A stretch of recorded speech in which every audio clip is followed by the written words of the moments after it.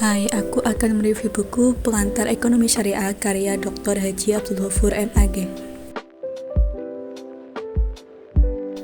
Buku ini menerangkan bahwa ilmu ekonomi seharusnya dikembangkan dengan mengintegrasikan antara positivisme dan normativisme, perimbangan antara rasional dan nilai atau moral. Islam memiliki sistem sendiri dalam mengatur perekonomian yang didasarkan pada Al-Quran dan Sunnah yang dikenal dengan sistem ekonomi syariah atau sistem ekonomi Islam. Ada 5 hal utama yang menjadi pokok pembahasan di buku ini. Yang pertama ada fondasi, paradigma, dan bangunan nilai yang mendasari ekonomi syariah.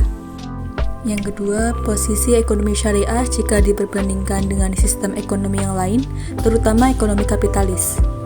Lalu yang ketiga, materi-materi dasar ekonomi syariah yang meliputi konsep kepemilikan dalam ekonomi syariah, prinsip konsumsi, produksi, dan distribusi. Yang keempat, praktik pengembangan dari materi dasar ekonomi syariah seperti perdagangan, moneter, fiskal, dan lembaga ekonomi syariah. Selanjutnya ada peranan ulama dalam pengembangan ekonomi syariah.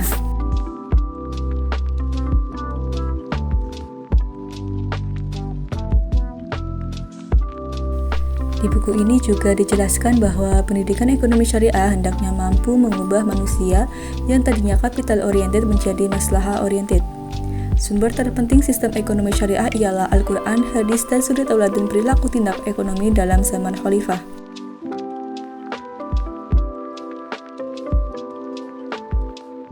Idealnya, melalui pembelajaran ekonomi syariah, nilai-nilai kemanfaatan bersama keadilan dan pemerataan ekonomi harus ditanamkan ke generasi mendatang berdasarkan bangunan ilmu pengetahuan yang berbasis pada Islamic worldview.